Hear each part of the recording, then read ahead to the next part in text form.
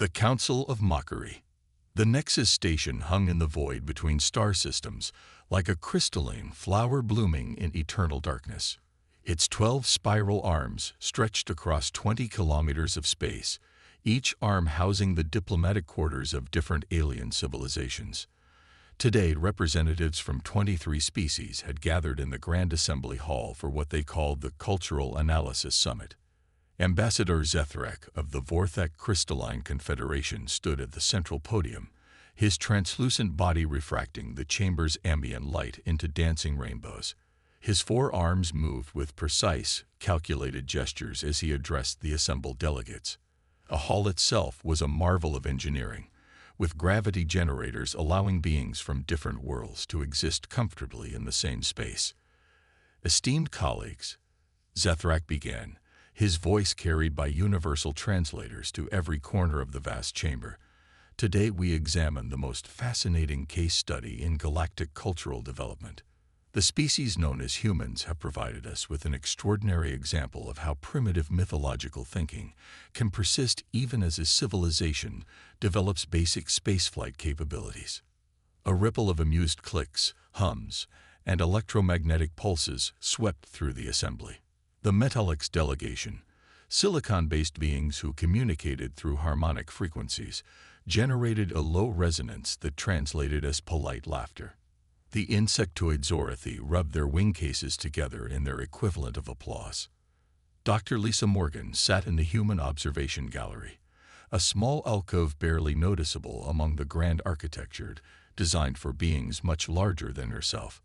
Her neural implant recorded every word, every gesture, every micro-expression of contempt from the alien delegates. To them, she was simply a cultural attaché, permitted to observe but not participate. They had no idea that she was one of Earth's most accomplished xenoanthropologists, or that her seemingly primitive recording device was actually a quantum-encrypted data collection system. Let us begin with their creation myths, Zethrak continued, activating a holographic display that showed images from human religious and mythological traditions. Notice how these beings attribute the formation of their world to supernatural entities, gods, titans, cosmic serpents. Their minds appear incapable of accepting natural processes or scientific explanations. The first hologram showed various creation stories from around Earth. The Norse myth of Yggdrasil, the World Tree. The Aboriginal Dreamtime stories. The Babylonian Enuma Elish.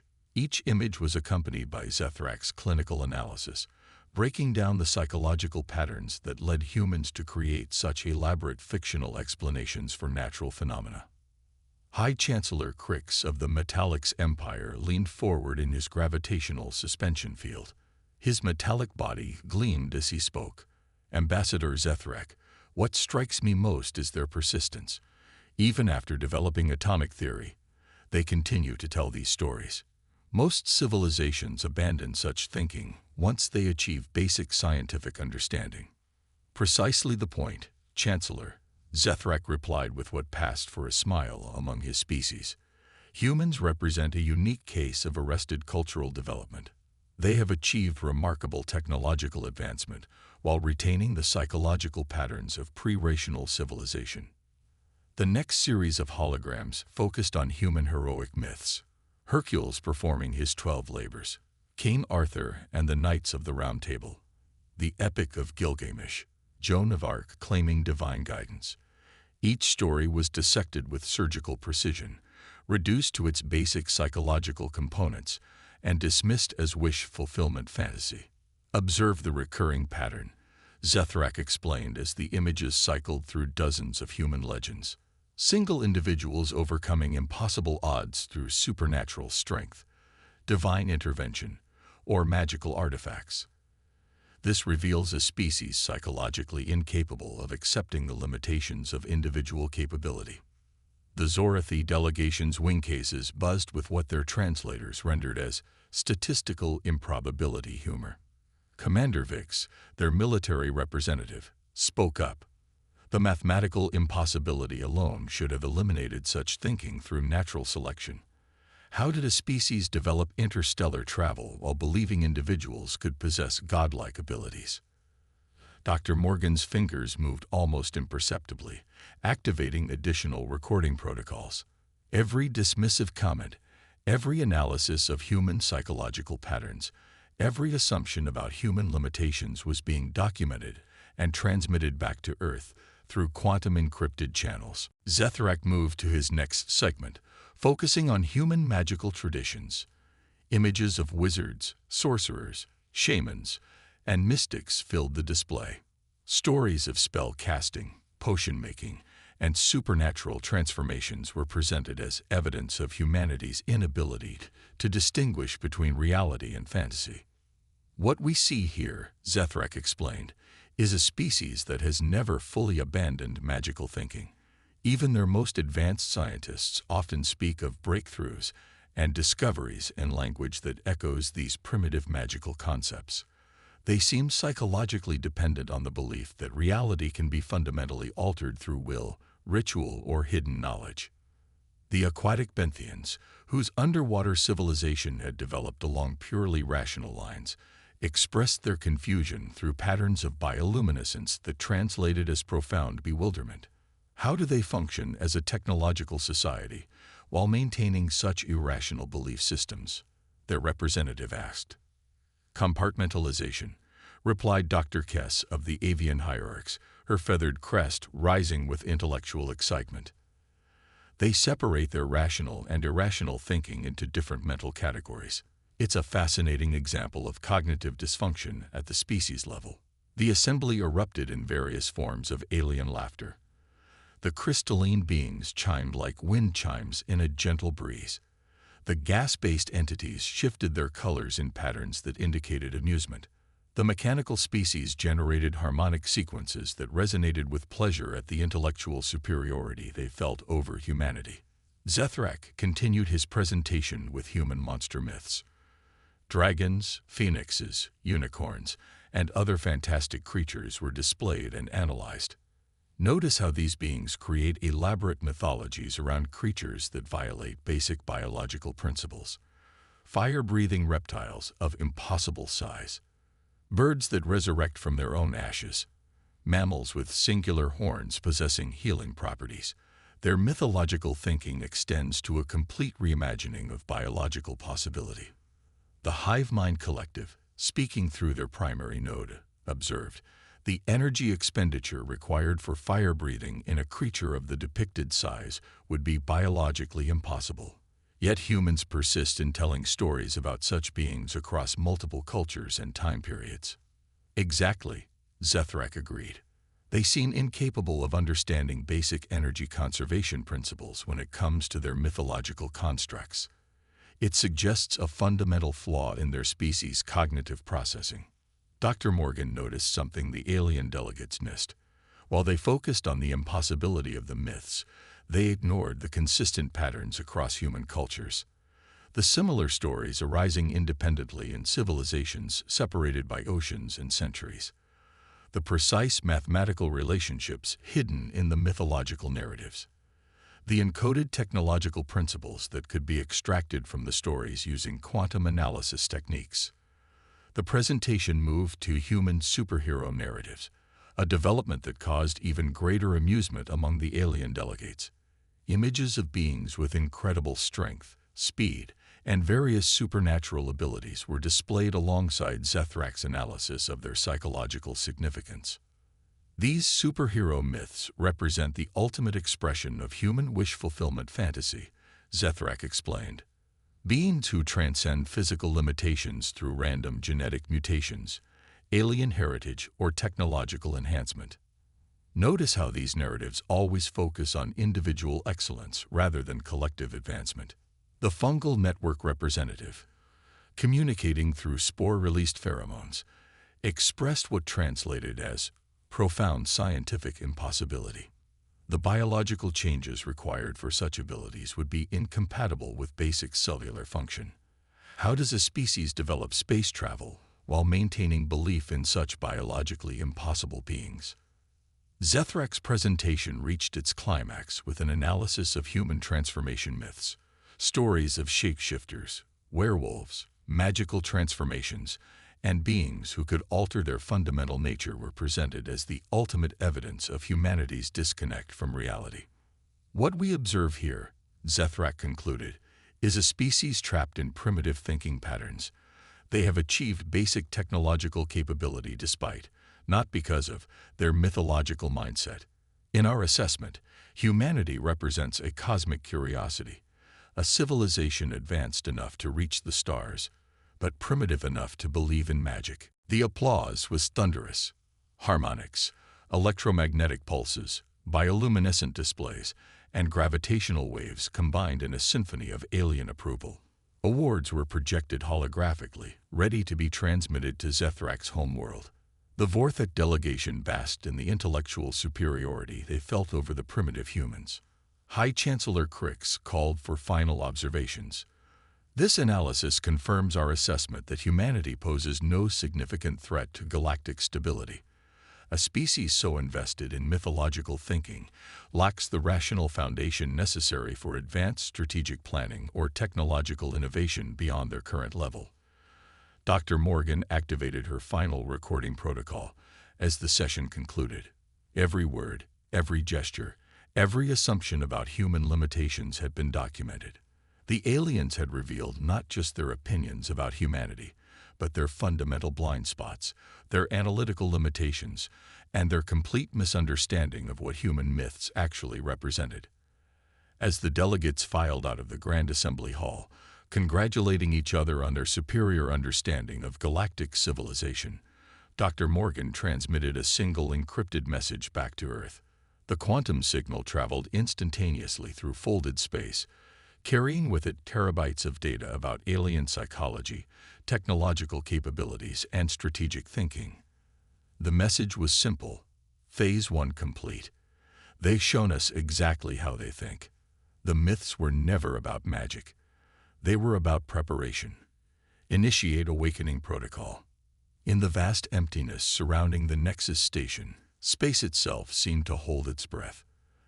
The alien civilizations had spent hours analyzing human mythology, completely unaware that they had just provided humanity with the most valuable intelligence-gathering opportunity in galactic history. They had laughed at human stories of transformation, shape-shifting, and impossible abilities. Soon, they would discover that some myths were simply technologies waiting for the right moment to become reality. The Awakening Protocol. 3 months after the Cultural Analysis Summit, the Vorthek homeworld of Christos received an unexpected visitor. High Admiral Zethrak was reviewing diplomatic reports in his private chambers when his communication array activated without authorization. The holographic display flickered to life, showing not an alien face, but a human woman with calm, intelligent eyes. "Greetings, Ambassador Zethrak," Dr. Lisa Morgan said, her image crystal clear despite being transmitted across 17 light-years.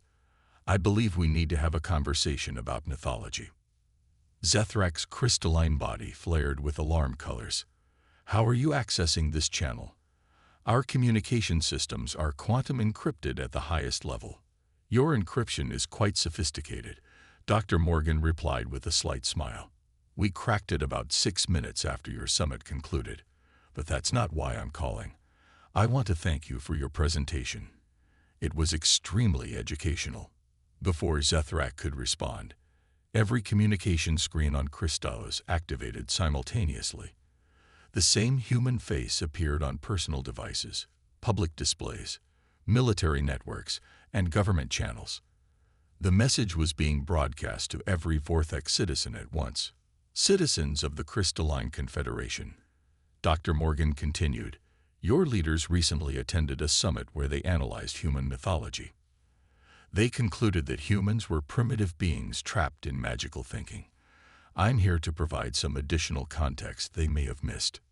Similar scenes were playing out across 23 different star systems.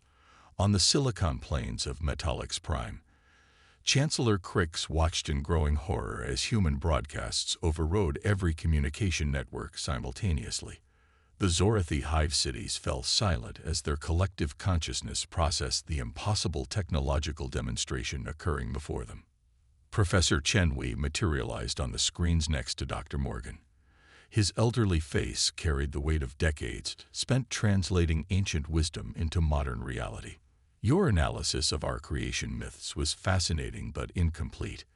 When our ancestors spoke of gods reshaping reality, they weren't describing supernatural events. They were encoding instructions for quantum manipulation at the subatomic level. The holographic display expanded to show mathematical equations that made the alien scientists' advanced minds real. The formulas described methods for altering fundamental forces, manipulating matter at the quantum level, and achieving what could only be described as controlled reality restructuring. The world tree of Norse mythology, Professor Chen explained, encoded the mathematical relationships for faster-than-light communication networks. The Aboriginal Dreamtime stories contained precise instructions for consciousness transfer and neural enhancement. Every creation myth was a technical manual disguised as a story. On Earth, Captain James Rivera stood on the bridge of the starship Prometheus, watching as similar broadcasts reached every major alien civilization simultaneously. The ship itself was a testament to mythological engineering. Its hull could shift and adapt like the shapeshifters of ancient legends. Its propulsion system bent space-time using principles encoded in transformation myths from dozens of human cultures. Captain, his communications officer reported, all 23 target civilizations are receiving the broadcast. Their defensive networks are completely unable to block or trace our signals. Rivera nodded, his attention focused on the main display showing the positions of Earth's fleet. 67 ships had simultaneously appeared at the edge of every major alien star system, not through conventional faster-than-light travel, but through methods that seemed to violate the basic laws of physics as the aliens understood them. Back on the alien worlds, Dr. Morgan's broadcast continued. Your delegates found our hero myths particularly amusing. Single individuals overcoming impossible odds through supernatural strength. You dismissed these as wish fulfillment fantasies. Allow me to introduce you to some contemporary examples. The display shifted to show Admiral Sarah Cross standing in what appeared to be empty space, wearing only a standard environmental suit. Around her, asteroids the size of city blocks moved through space in precise formations, guided by her hand gestures. Admiral Cross volunteered for our enhanced human program, Dr. Morgan explained. The strength of Hercules, the wisdom of Athena, the speed of Mercury. These weren't fantasies. They were performance specifications for human enhancement protocols. Admiral Cross reached out and placed her bare hand against an asteroid. The massive rock began to reshape itself, its molecular structure reorganizing into a perfect sphere. She gestured again, and the asteroid accelerated to nearly 10% of light speed, disappearing into the distance. The energy requirements alone should be impossible, Chancellor Crix whispered to his scientific advisors on Metallix Prime. His mechanical body trembled with calculations that refused to resolve into coherent results. Your magical thinking analysis was particularly insightful, Professor Chen continued on the broadcast. You correctly identified that humans maintain belief in supernatural transformation and reality manipulation. What you missed was that these beliefs were instructions for advanced technological development. The display showed human engineers working with materials that seemed to respond to thought rather than tools. Metal flowed like water at their touch. Energy behaved like clay in their hands. The boundary between technology and apparent magic had been completely erased. The shapeshifter myths encoded instructions for programmable matter. The dragon legends contained the specifications for controlled plasma manipulation. The Phoenix stories described perfect matter recycling and reconstruction protocols. Dr. Morgan explained. On the Zorathi homeworld, Commander Vix watched in growing terror as the implications became clear. They weren't primitive. They were encoding advanced technology in story form to preserve it across generations. Every myth was a compressed data packet containing instructions for capabilities we can't even comprehend. The broadcast reached its climax as Dr. Morgan's expression became more serious. You spent considerable time analyzing our superhero myths. Beings with incredible abilities acquired through various means. You found them biologically impossible. Today, I'd like you to meet some of our contemporary superheroes. The display split into multiple screens, each showing a different human demonstrating abilities that transcended known physical limitations. One woman phased through solid matter like the ghosts of human folklore.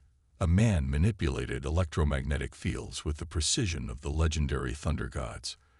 Another individual moved through space without propulsion, flying like the angels of ancient stories. Enhanced human capabilities weren't fantasies, Dr. Morgan continued. They were development goals. Every superhero story was a design specification for human enhancement programs that we've been working on for centuries. Captain Rivera received confirmation that all Earth fleets were in position. The alien civilizations were now faced with the reality that their borders were surrounded by ships, demonstrating capabilities that their science suggested were impossible. The monster myths you found so amusing contained detailed biological specifications, Professor Chen added. Dragons weren't impossible creatures. They were genetic engineering projects. The phoenix wasn't magical. It was nanotechnology capable of complete molecular reconstruction. Every fantastic creature was a blueprint for biological or technological development. The alien delegates who had attended the Cultural Analysis Summit watched in horror as their fundamental assumptions about reality crumbled. The primitive humans had not only achieved impossible technological advancement, but they had encoded the instructions for this advancement in stories that preserved the knowledge across millennia. Your civilizations developed through rational, linear progression, Dr. Morgan observed. You optimized existing technologies and followed predictable advancement patterns. Humanity took a different approach. We embedded our ultimate technological goals in our cultural DNA, then spent thousands of years making them reality. The implications were staggering. Every human myth, every legend, every impossible story had been a long-term technological development program. The aliens had dismissed human creativity as primitive thinking, never realizing that human imagination was actually a form of advanced strategic planning. The transformation myths that you found so impossible describe our current capabilities, Dr. Morgan continued. We can alter our fundamental nature at will. Our ships can reshape themselves for any purpose. Our soldiers can adapt to any environment or challenge. We became the shapeshifters our ancestors dreamed of. Admiral Cross appeared again on the display. But this time her human form dissolved into pure energy, then reformed as a being of living crystal, then shifted again into a creature of flowing metal, before finally returning to human shape. The barriers between imagination and reality no longer exist for humanity, she said, her voice carrying harmonics that spoke directly to the alien observer's consciousness. Every story was a promise we made to ourselves. Today, we fulfill those promises. Captain Rivera opened a channel to all alien civilizations simultaneously. Honor delegates of the Galactic Council, humanity formally requests diplomatic negotiations. We believe there may have been some misunderstandings about our technological capabilities and strategic intentions. The screens filled with images of Earth's fleets surrounding every major alien world. Ships that moved like living creatures, weapons that operated on principles beyond alien understanding, and humans who had transformed themselves into beings that exceeded the wildest dreams of their ancient myths. Your analysis concluded that humanity posed no significant threat to galactic stability, Dr. Morgan said with a gentle smile. We appreciate your assessment, but respectfully disagree. We don't seek conquest or domination. We seek partnership between equals. However, we felt it necessary to correct some misconceptions about human capabilities before beginning formal diplomatic relations. The broadcast ended with a simple message that appeared on every screen across 23 star systems. Humanity extends an invitation to join us in exploring the universe where myths become reality and impossible dreams transform into achievable goals. The age of limitations is ending. The age of becoming has begun. In the silence that followed, alien civilizations across the galaxy faced a new reality. The primitive, mythologically obsessed humans had not only achieved the impossible, but had systematically planned their impossibility for thousands of years. Every story had been a seed. Every myth had been a promise. And now, standing at the borders of their worlds with capabilities that transcended understanding, humanity had kept every promise their ancestors had ever made. The Council of Mockery had become the Council of the Humbled, and the galaxy would never be the same.